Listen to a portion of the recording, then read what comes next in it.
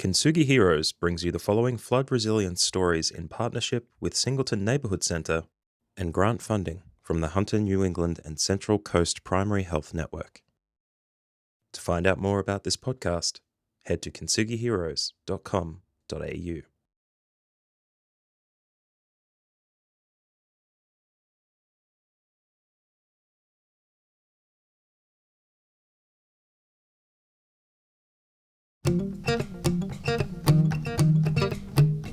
On July 6th, 2022, the worst flood in 70 years hit the town of Broke and the surrounding Hunter Valley region.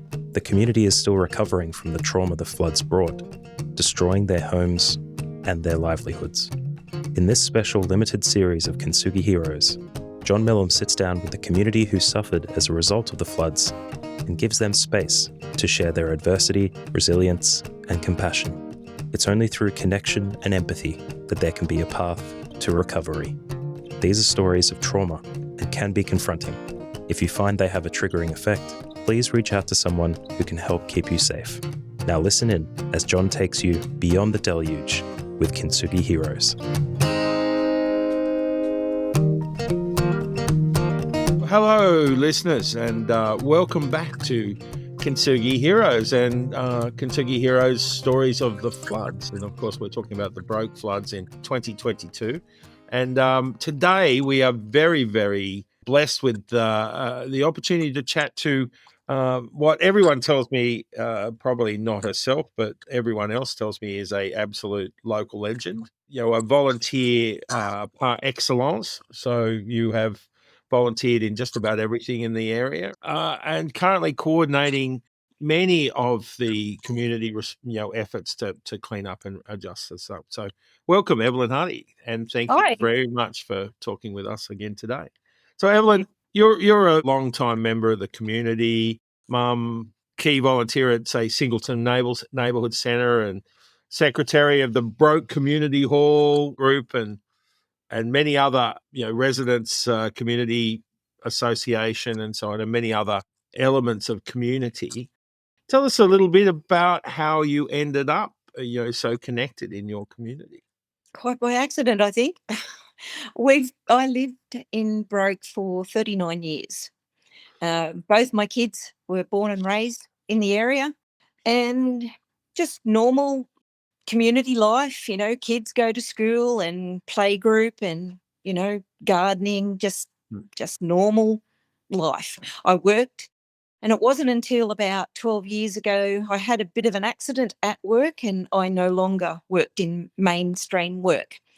So once I got over that, I was doing okay. I ended up at the neighbourhood centre, and that was 7 years ago this month, and everything's fine. I just sort of got used to the idea of working back with people again. And then about 4 years ago, I had another accident, which really, that wasn't nice at all. And it made me think that I need to focus on myself and getting my health, my mental health back right again. And I started to reach out to people so that I didn't feel sorry for myself. I began to help others see that they too can, move forward. We can't let accidents and things and stand in our way. The hall actually started me off. I went, I need to get involved with the hall. I need this hall to start breathing again. Wow. And I did. And I started up the morning cup of tea chat the last Wednesday of every month, so that I could get people to come together and just chat, and I could keep an eye on how the community was feeling and then link them to different people and organisations that I thought maybe might help. So that's where the neighbourhood centre became outreach for Broke. And anyway, things were cruising along, and then the BRCA was born and I became involved in that. And then, of course, the flood happened. So that really pushed things out. Yeah. So you mentioned the hall. Obviously, a couple of serious accidents left you with a recovery.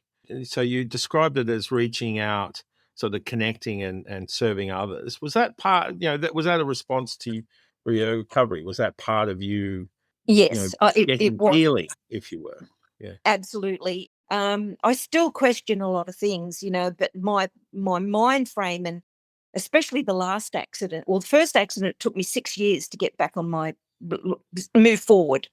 But then when the second accident happened, I was non-weight bearing for 4 months. I had to learn to walk again.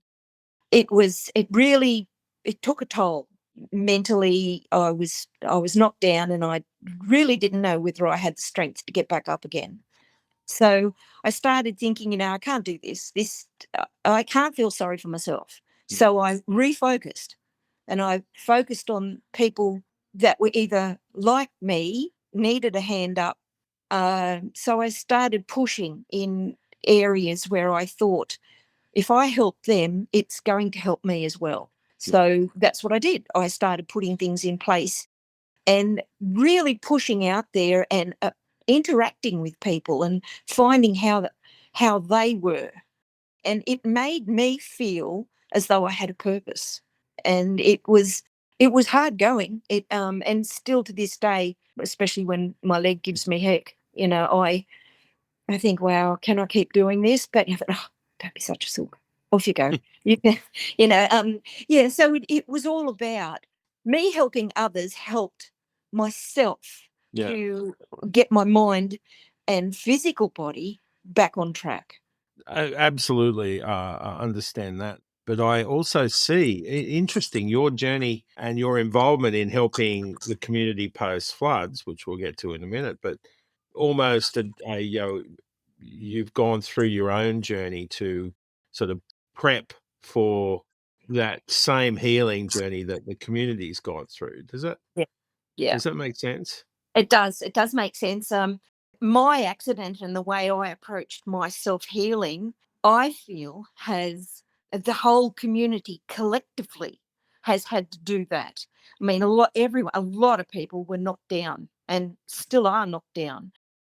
So it's a case of trying to pull them back up, and there's not much I can do to get their houses fixed or anything, but I can certainly make sure that their mind and themselves are in a happier place, and a place where they can escape to, where they don't have to think about all the mess that they've got to clean up, and still cleaning up, and will be cleaning up for quite a while.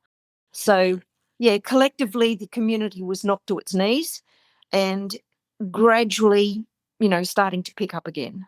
Mm. So it's a collective healing pod.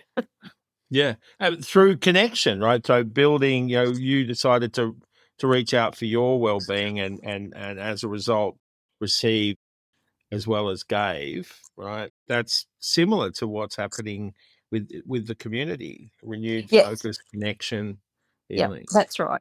No, I can remember the first Christmas after the flood. We're all still in a big mess, Yeah, and the BRCA, which is Broke Residents Community Association, decided, let's put on a community Christmas. So we called it Christmas with the Neighbours, and course. wow, what an event! It Mm. it just brought everybody together. There were people that were not going to have Christmas quite like they were used to, but it turned out to be an incredible event. And then a dear friend of mine and I went, well, you know what? Both of us are out of our houses. Our houses were wrecked. And we were, living at my son's house then. And we thought, you know what? Let's put Christmas lunch on at the hall for the Mm. people who won't be doing Christmas. So we did. And Mm. it was amazing. We had sponsorship. We had a local restaurant chef put on beautiful parts of the meal, and I think it was close to 40 people had Christmas lunch in the hall, and it was beautiful. So we wanted to reach out and try and make things as normal as possible in a very not normal situation. That's an amazing idea. And you mentioned not normal and the damage to your own place as well as the community. Can I ask, you give us a description of what your flood experience was? So leading up to the 6th of July, Well, The 5th of July was like any other rainy day. We decided to go to town because there was nothing else to do. So it was my son and I, and we went and, I don't know, shopped, done something. And we thought, okay, better go home. It's looking a bit wet. And we get to Broke, and we thought, well, let's go down to all the access roads into Broke and let's check how things are going. And by that stage, the water had come up on the Wollombi Road like normal. Every time we had some kind of flood, that flooded there. It was nothing out of the ordinary. It was high, but it was okay. We thought, yeah, it'll be fine. We went over to the Milbrodale Bridge and went, yep, it's about where it's normally at, and it sort of stabilizes. And we checked everything, and we came back, and then I think we just did a drive around and to make sure everybody was all right, and went down on the common to see that people, if anyone was camping, get them out, move maybe. Anyway, we were going back towards the fire shed, and next minute, I think it might have been my daughter-in-law who had just been told to come and find me to get the keys to the hall and unlock the hall. Broke is being evacuated. Well, Wow. that was it. It went, I think that was around about 5:15, if I remember rightly. I did. I went to the hall. I had to go home and get the keys. And for some reason, I grabbed my laptop, some few things in a bag, and left. Run into my husband, and I said, get back to the house, start putting things up. And I did. I went to the hall. I turned on the heaters. I turned on the urn, and people started to turn up. At about 20 to 6, I got a SES message to say evacuate Broke now. Too late. The road, every road, it literally went from, yes, the water was under the bridge to, yes, it's over the bridge and you're not going anywhere. Wow. So then all these people started to come in, and it wasn't too long after that that the power and the water went off. So we were all in the dark, but we had enough hot water in the urn to still have warm Milo at midnight. Ugh. Wow. So, and then we had 2 homeless guys come into the hall, and they were a blessing, the pair of them. One helped me look after and entertain any children with the preschool stuff, pencils, books, Play-Doh, you name it. So he entertained all of them and got warm drinks for people. And the other fellow had a bank of lights and a battery that he set up so that we could see enough so that we didn't trip over anyone. Yeah. And he set it up so that people could recharge their phones to 50% so that everybody got a fair amount of reception on their phone, which was great. And then the night just got continually freezing cold. It was terrible. Then we got a lady in who was incredibly sick, and we were going to have her medevaced out by helicopter. But at midnight, that was cancelled because the weather was appalling. And that didn't happen. But then I got a frantic phone call from a neighbour saying that, can someone come and get them? They were sitting on their kitchen table, and they thought they would be all right, but they weren't. They have water all through the house. So the fire brigade had to go and get them and bring them to the hall. So, yeah, that was a crazy night. Never seen anything like it. And here the corrugated iron or colorbond fences breaking and ripping tin from the force of the water. Wow. Was absolutely amazing. And tanks and garbage bins floating by all night. It was amazing. The whole area itself stayed dry, but across the road, there was water all under the hall. Oh, wow. Right. Yep, there was water under the hall. I actually used the water at the back steps to indicate how high the water came. And then as I watched it, this is the next morning, I knew when it was starting to recede, and that was around about 9:00.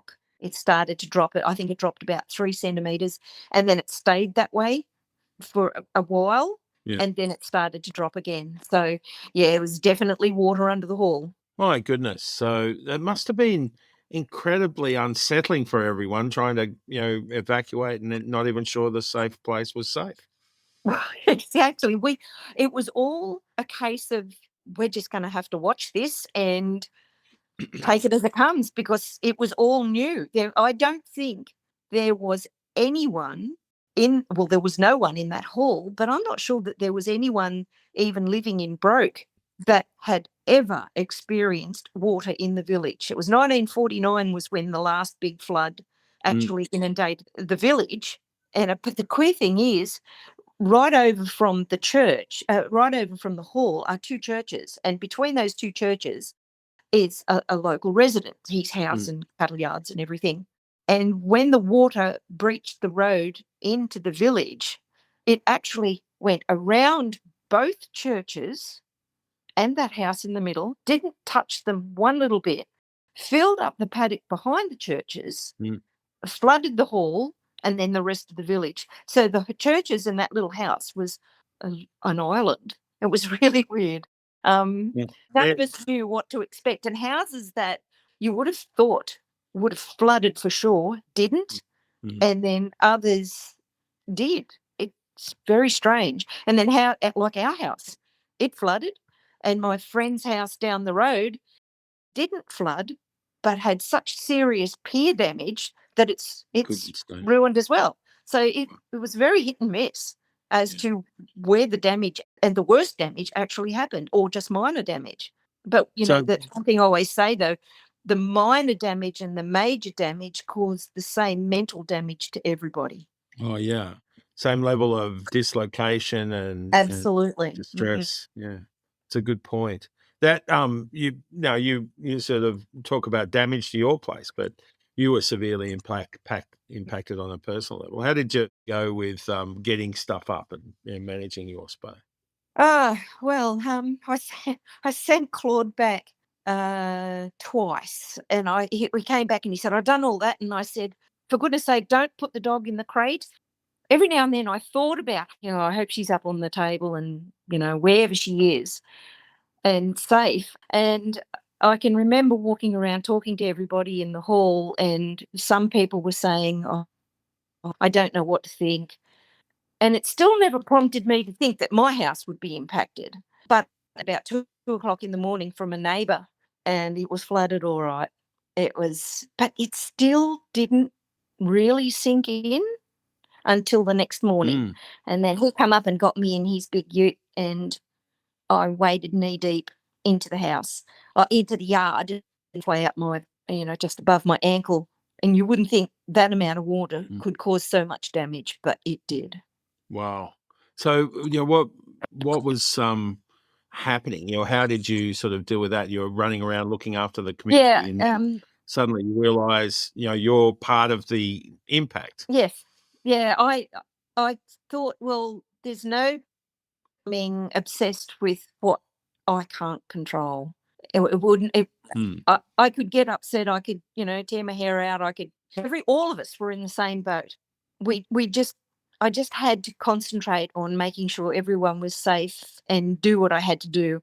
So and even then when I did see it, it was, oh, okay. It didn't compute. It did not sink in. And to this day, it's surreal. It happened, but it happened to someone else. It couldn't possibly be me. Yeah. And flood is terrible. And I can remember saying, I was talking to the fire captain, poor girl. She'd only just taken fire captain that week. My goodness. And she was thrown into, baptism of water, not fire. But Ev, she said, give me a fire any day. This flood business is just horrible. And it goes on and on. And the smell, that's something you'll never forget. It's revolting. So, it was, I really don't think I had time to think about our personal stuff and our house and belongings. And I don't think I even rang our insurance company until 3, maybe 4 days after the event, because it didn't happen to me. It was a bit of denial. So, it was, and to this day, I still wish it didn't happen. But anyway. At the time, you sort of created some distance mentally between the event and, Yeah. focused on what you were doing around the place. Now, in terms of now that you've had a period of time or a couple of years to sort of take inventory, what did you lose? Both sort of the physical aspects of it, but what else? I think incredibly strong, probably too strong, because I think people can be too strong. Mhm. I've had to put up walls um, because there are times, I've had to do things that I've probably not felt like doing. Like there for a period of time, I had my phone constantly stuck to my ear. If I wasn't dealing with related companies to the insurance, I was dealing with community issues. So, I didn't go to work for probably, I don't know. And then, even then, Yeah. I had to distance myself from what was happening in Broke and my home and everything so that I could concentrate on work. Involves helping people and they have problems. And I had to be careful because even though some of them knew what I was going through, I had to be mindful that my problems were not their problems and I had to keep it from them so that I could work with and deal with them, and respect were paramount. While ever I had my hat for work on, that's what I had to think about. So I had to learn to compartment my entire life. Family, Mm. Broke, commitments, work. Everything had its little hat. Wow. What about physically, right? So did you say goodbye to aspects of your life? You'd been there in that cottage for 40 years. Yeah. Well, it's very much ongoing. When I walked into the house and seen what a heck of a mess it was, I've Mm. all the absolutely everything. And then when I found photos Wow. that were just a mess, but my neighbor next door, he's a clever. Don't move them or anything. Just give me your photos. And I didn't lose one of those photos. But months and months down the track, I had other photos that I had stored in a box, read and whatever, and I lost the lot. Mm. And they were very Mm. special photos. You wouldn't think a photo, you know, heartbreaking, but they are. These are photos that Mm. of an event that I don't think I can get copies of these photos. Mm. I don't know. I don't even know how to find the people who took the photos to get copies. Mm. So it's silly things like that, and it's really not silly because it's a personal thing. Other people might not understand Mm. that. They'll say, "Oh, it's just things." Then they don't matter. They don't matter, I suppose, because lives weren't lost, and material things really don't matter. But sometimes those material things have a terrible habit of jumping up and, smacking you one when you least expect it. But I've lost everything up in cupboards, and they're all safe and everything. But anything that was Mm. low down, and I've got to start all again, you know. But we've got to get a house built first before I can go and get any. Yeah, so you still haven't sorted all of that out. No, no. Yeah, as there are a number of people in that situation, isn't there? Yes, there is. My friend down the road's work's going to start on her house, I think in about 3 weeks' time. My work, and we're still in the DA stage, but we're finalising the last things now. And I've been assured that once I sign on the dotted line, work starts immediately. Wow. So that must offer a sense of ongoing sort of drama to the whole thing. So the event, and then it's basically you've been in the event ever since. Yes, it's every single day. It's Groundhog Day. It Yeah. nothing changes. And then when something question it and you go, nah, nah, nah, something's going to come up and change all this back to, you know, whatever else was Mm. happening before. Not trust what is happening. But you see, as Mm. far as loss is concerned, we have had a beautiful garden. We've had weddings and photo sessions and everything in our garden. Most of it's destroyed. We've had to completely pull out gardens 100%. And for the new house to be built, trees. shrubs have to be removed. So that, I don't know how I'm going to cope with that. And as you think, oh, it's just a tree. It is just a tree and it is just a garden. But when my whole life, we created that garden from nothing. So that's yet another thing that's going to be taken away. Silly as it is, but I know that's, this might be a hard question. This might be a hard question, but is there one thing that you miss? yeah, I think control and autonomy in my home. Mm. My surroundings. I have no surroundings except boxes and mess, and because I'm a big cook. I love cooking, and it's nothing for me to put on a big meal and invite. I can't because my home. Invite 40 people for Christmas. Yeah. Yes, I miss my home. I miss around your home. Yeah. Wow. And of course, your personal reaction to that, which is very difficult. Thank you for sharing that moment with us. But your personal reaction was to dig into the community and because other people were experiencing what you were Yeah. experiencing. So That, tell us a bit about what you think the community went through. oh, like grown men crying, and ladies just, I'd get up to the hall and I'd be out at 5:30 walking across the road. You'd see people starting to come in and they're covered in mud. They were like wandering around like lost souls. Really. Mm. And then you'd see the anger boil up. And, you know, we had some services and people that come on board, big businesses and nation centre in the hall, and people had come in wondering what to do next. Where do we go from here? Mm. So it may fall into place, but it was so hard seeing people just wandering around, really not knowing what to do.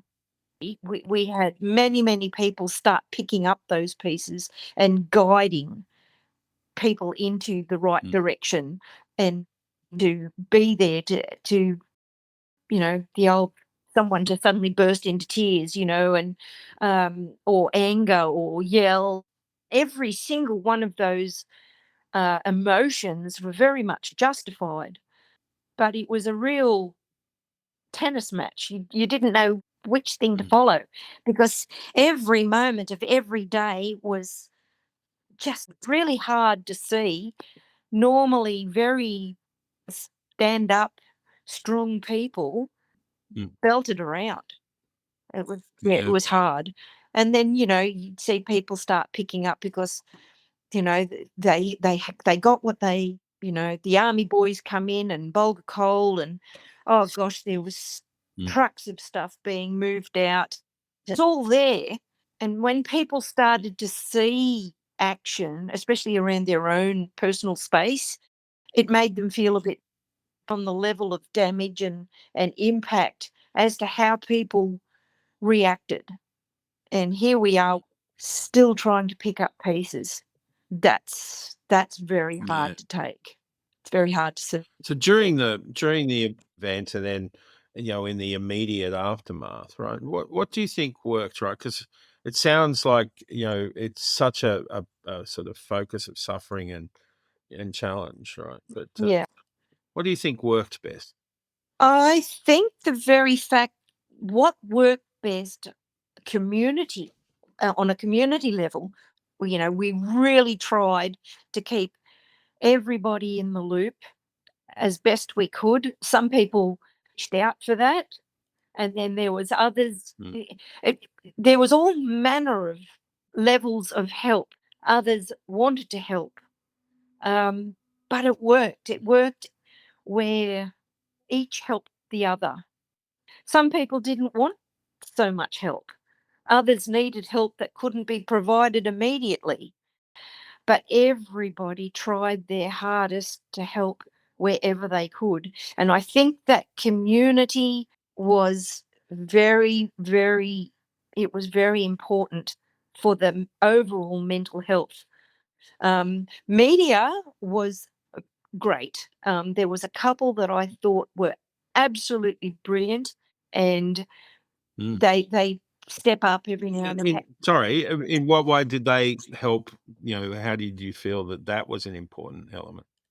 Well, they put the story there, and these were a couple.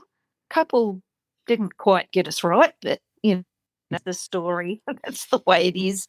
Never let the truth stand in the way of a good story, if you know what I mean. Mm. But anyway, really amazing journalists that they were great. They helped in many, many ways, just simply putting the word out there. And there was a couple of local, they never stopped being in contact with us. And they put the word out. If we needed anything, there was it was there. It was done. I don't it did get it's like, oh no, I don't want to talk again. I really don't want to go through this again and the same old questions, and it became tiring at times, but that I think depended on the day as to what we'd already experienced that day. So sometimes it's like, no, that's it, I'm done, no more. But overall I think it was a positive experience, and without them it would have been well and truly not noticed. As it was, a dear friend of ours son lives in Cessnock. I don't know, 14 months or so. It was only this year. He got in touch with us to ask a question, and I'll get onto it as quickly as I can. But I'm still dealing with our house issue, and I'll probably forget, but I won't forget for long, I promise. And he said, well, what's the matter with your house? And I said, it got flooded. And he goes, what? I said, July 2022, big flood, broke. And he goes, oh my God, I didn't know. Cessnock, 24 kilometres away. I couldn't believe it. I had to have a chuckle about that because that's almost, yeah. But anyway, some people don't turn the news on. It's understandable. I actually don't want. Yeah, what's news for you is it's exactly far away for someone else. Yeah. So all of those. It's really interesting that that the external being heard outside of your own village was comforting and useful. What do you think other lessons were learned? Right, you talk about the community and some of the individuals in that community really stood up. What were the lessons that you see were learned for Broke and for the individuals in Broke? I think a lot of people realise now that community and family really are one word, and it's we are there for one another. Live in each other's pockets. We don't have to be involved 100%, but just to know that community will put our hands up and we will help you, and we are there. It doesn't matter who you are, it doesn't matter what has happened that life can throw out at you. The lesson learnt is we are not alone. We are one big community, and that is a lesson that it can be very valuable in knowing. And there are some people, it's in their nature that they'll sit back at home and be happy to watch the world go by, and that is fine. But for them to know that if things get tough, all they need to do is put their hand up, yell out. People are there. You're not alone. And then there's the ones at the other end of the scale that really put their hand up and really, really just never stopped. And they just kept going to the point where sometimes there was a few collapses. Enough is enough. I can't go any further. Then it was a case of eventually picking themselves up. It's got this, I just needed a moment, I'm fine. So at both ends of the scale, whether you're the one that, likes your privacy and your home base and everything, or the one that really puts their hand up and wants to be out there, or our mental health and our own self-awareness and well-being, we're all on the same level there. It is all as everyone is the same, but knowing that every single one of us can be there was such an important thing. And I do think Broke has Yeah. got that. It's got that etched into it. It really is there. You mightn't see someone for 6 months, but all of a sudden wow, there you are. How you going? That sort of thing. It's a very important feel to know that we've got community family. And do you think that has, been changed by the flood experience? Oh, it's got better. It's got better. Whereas there was before it was, do someone needs a bit of a hand. There was always that help and concern and mateship. Now it's entwined into us. It's made it even more noticeable. Actually, one of the media people said to me, it was only a week or so after the flood, she said, "So, do you think you will move? Do you think you don't want to be here anymore?" And I couldn't believe. I said, "What? No, no way. This is my home. I'm staying. I'm not going anywhere. It's broke, but we can fix it. It's broke, as in the broke village, but we can fix it. Not." Yeah. I didn't know I said that until it went everywhere, all across the country. Oh, So you created a I meme. I did do that, but when I think Nice. about it, it's absolutely true, and we are Yeah, fixing it. absolutely. And in the spirit of fixing it, do you think Broke has changed? And if so, how do you feel about that? I Look, it was always a quiet, lovely, private, whatever you wanted it to be, village. Mm, But I do believe it's grown. And look, places grow. It doesn't matter where people move in, move out, mm, business goes. But I think Broke has grown in a very positive way. It's owned by locals mm. and non-locals, but it's a business family. Everyone supports everybody else, and I never see, or very rarely see, negative anything. If someone says, "Oh, we're doing this," half the Broke people go and support it because Yeah. it means a lot to support one another. So be it a business or whatever. That's a lovely thought, and of course, you at the middle of it with the BRCA, the Broke Residents Association. So, and of course, you're talking about the hall. What do you think is possible now? What are your plans for supporting the village and the Well, people? um, I want to see the hall keep growing. Get more and more bookings, and especially when this refurbishment happens and it's a whole new facelift. We've got many, many things happening. Broke's going to be the place October. We started the year, and then we had the Festival of Small Halls, which was a pretty amazing night. And then we've It got all was. these little things happening. We'll start seeing things bicentenary look. The look, So that's right. Yeah, Broke is coming up to 200 yep, years old. yeah, and it's going to be one big back to Broke party. So Mm. there's lots of those kind of plans, but I want to see the cup of tea, morning cuppa and chat still remain. I want to encourage community events, small community events, like Mm. bingo nights, all the little stuff. I would like to see that start becoming a regular thing. I want to encourage the hall, people to hire the hall, have wedding seminars. It doesn't matter what it is. I'd like to see life well and truly pumped into the hall, community wise, to become a base, a hub for the community. And then Do there's all manner of things happening around the village. So it's interesting, like the community hall was such a focal point during the flood, right? And it became the place of refuge and the place of supplies and the place of encouragement and mental support, emotional support. Do you think that helped people see the the hall and the village around it in a different way? I think so. Especially the ones that are old enough to remember the dances.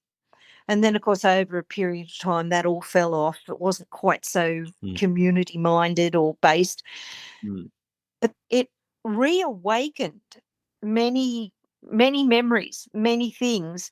And then, of course, the different things that we introduced help the community. It's actually prompted people to become more focused again on what the whole the community as a whole. So I think it has reawakened what the hall used to be. Nice, nice. What do you think? Like I find it interesting that so many people who have spent time, and or grew up, or have been around Broke and environs for a while, still talk about the '49 flood as like Yeah. the record flood. It's still in people's memory. Yes. Do you think how will this one be remembered? Oh, this one I think will be. There's not too many people physically remember the 49, but their parents certainly would have been. But because it was a different layout of the village. There wasn't fences. There wasn't like as in the way they are now. Wasn't as many houses. So the impact wasn't as dramatic. This flood have took out houses, took out cars, washed out roads. Absolutely. It doesn't matter what direction you look in, huge erosion ponds, houses that have massive big holes under them. This one will be remembered for simply that it was when it came big, and I think it superseded from the 49 era. Well, the old fellow that used to live in our house saying the water came up at sundown, and the dog and I sat on the kitchen table till sun up, and he just swept the mud out of the house and carried on. That was it. Wow. And now, Wow. if Mr. Watts Different was days. still around, yep, absolutely. Well, the house is no more. It will have to be demolished. So it's a different dynamic as well. I think 2022 July flood is going to go down in history as not to be forgotten in a hurry. Yeah. So, and going down in history, the efforts of yourself and other locals to support each other and in a magnificent way. I'd be interested. What do you want to see? What would work for you going forward as a volunteer and a key community member? What are you hoping for? Oh gosh. One, I'd like my house built. That'd be nice. Personally, I want to get my personal everything all in place. I want all my ducks in a row. I want everything fixed. This hall is important. It's refurbishment, it's facelift. It's about to start. It's very close to getting the sod turned. It's going to happen. Now, when all that's happened, I want Broke remain the very community focused village it is. And I'm sure that will happen because a lot of the people that very much, they live in the area, they live in the village, and there are kind of people that want to see things go forward. They want to see positive stuff. They want to see growth in the sweet little village it is, but encourage people to come and enjoy our lifestyle, and they can know that that was a really beautiful place to stay. We had a wonderful time, and it's not impacted on us as a village. Everyone loves without it being impacted by big, huge growth. Right. That's a beautiful vision. What was the best thing about it? Like going through all of this dramatic event and subsequent challenges to rebuild and recover and heal. What was the best thing? I think the best thing for me personally is I have gained friendships that are so strong. And actually, we're a group of ladies that would rock up to the hall covered in mud, freezing cold, trying to feed people in their businesses, like a little like B&Bs and stuff, all manner of things. And we just gravitated towards one another. I didn't know any of them, not personally, not one of them. Wow. And now we try very hard to catch up every month or every 2 months, and we get together and we just, we talk about it. We support one another. We help one another. We're there. We're sort of like our own counselors, group counselors. Mm. The best thing I Peer got was support. absolute undying friendship, beautiful, deep friendship. And from that again, the ones that helped, I helped, we helped each other. The hall was the recovery centre. Develop friendships there and contacts. Mm. And I feel I am much. I I don't. I could never initiate a conversation. I couldn't talking like this. My self-esteem Mm. was Wow. that's it. Now I might Mm. go, oh, do I really have to? I'll be fine. I'll get in there. I never spoke to. I wouldn't even pick up a phone. So the best thing is Yeah. made me a very. I I just dust off and I'll just keep going. I work because at the end of the day, I'm a results person. I need to see results. So if I can work towards doing that, that's the end game for me. I see a job completed and I just feel so good about the best results from that. And I'm pretty sure groups of people seeing a job well done or their own personal jobs, Mm. whatever they're facing in their life, has got to be the grandest of feelings. So that's got to be a plus. Mm. That the best thing that's come out of Yeah. all this have moved on and they are putting their best foot forward now. And it's some Yeah. people Wow. have a real healthy outlook. Some are still working towards that, but I have every faith Mm. that they can achieve, their best moving forward place. Well, that's amazing. In some ways, like at the core of the response to the village was you and some people around you. I must say, the people around me, I won't name them, but there was a group of people and still are very, very focused on the outcome of the health of Broke. And they were and are still are the best people. They are amazing bunch of people and very resilient. Mind you, we had a few crashes, like Mm. chucking willies and everything, but that's human nature. Like Mm.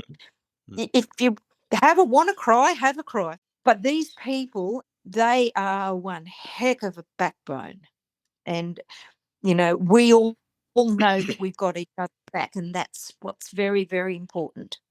They are a great bunch of people.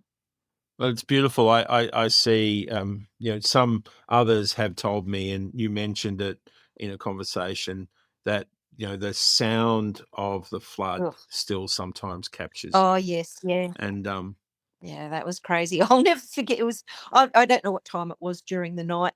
But then I heard this, and I think that's a boat. Mm. What? yeah. I could not believe it, but it wasn't. It wasn't until after a house 2 doors down from the hall. They were stuck in the house.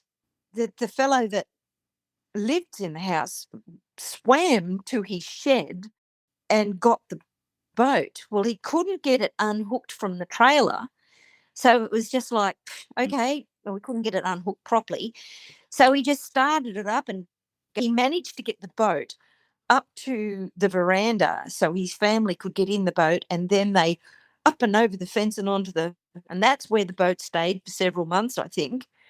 It wasn't a healthy end for the boat, I don't think, but he at least got No. his family out of the house. But I couldn't believe, Wow. why would anyone be starting a boat in the middle of the flood? You're not going to go anywhere. Like my house, It's amazing. the smell. In my new house, I can promise, and I'll tell anyone this. I've said it to hundreds. No way on this earth will I ever have carpet in a house again, ever. It's revolting. You get flood mud over a carpet, oh, it's disgusting. Those so those moments, those emotional and psychological issues will echo. But Yeah. I see, in you, like the healing and the focus is amazing. And of course, I think you and some others are paralleling the healing of the Yeah. village, right? That's, I find that, driving that healing as a community effort, not just as an Yes, individual it effort. is. It is. We could never do it individually. It'd be a big load to carry. And that's why I think, like the girls, we unburden on each other and Yeah. each every other's problems and whatever, just let it out there. But as a group, people working together, shouldering the load, we get together and we can sort out different problems the best way we can. If you did that on an individual basis, it couldn't be done. It's too much. Um, Mm, we would individually crash and burn. That's what we do. And but mm. sharing the load and helping one another, yeah, hand ups and do what we can for each other. And I do believe that Yeah, wow. with that strength, and keep showing people that strength and that they can do it. You can do this. It'll take. I'm not saying it's not going to be fixed in 5 minutes. I think there's a little milestone coming up after an event. There is a wall coming up soon that's going to be hit, and some people will climb the wall, and other people will hit the wall just to drag them away from that and make them realize that no, this is normal. What you're feeling is normal. We can move on. We can do this, and you'll be fine. So early days, still coming, but we'll be doing it. We can do it. I love it. That's so inspiring and so honest, and thank you both for your chat today, but also for your giving and your commitment and positivity for the community. Congratulations on rebuilding yourself, and good luck with the house, and good luck with keeping that community growing. Yep. Love it. Yep. Thank you so much. Thank you so much, Evelyn. It's been a wonderful chat, and I wish you all the best, especially as the new hall gets done, and you'll be, Yes. presiding over a true testament to the power of Broke. Yeah. Thank you, Evelyn. Thank you, John. Thank you. Thank you for listening to this week's episode of Beyond the Deluge about the 2022 floods in Broke and the Hunter Valley. If anything in this conversation has had a triggering effect, please seek support and find someone who can help keep you safe. Please share the show to your friends, family, and colleagues so we can help more people with their recovery from natural disaster. If you'd like to find out more about Kintsugi Heroes and our other podcasts, please head to kintsugiheroes.com.au. Our theme song was provided by Colin Lilly. Thanks to Matthew Bliss for editing and production, and to John Millen for hosting the conversations. And most of all, thank you to the community of Broke and the Hunter Valley for sharing their lived experience with us. We'll see you next week in Beyond the Deluge.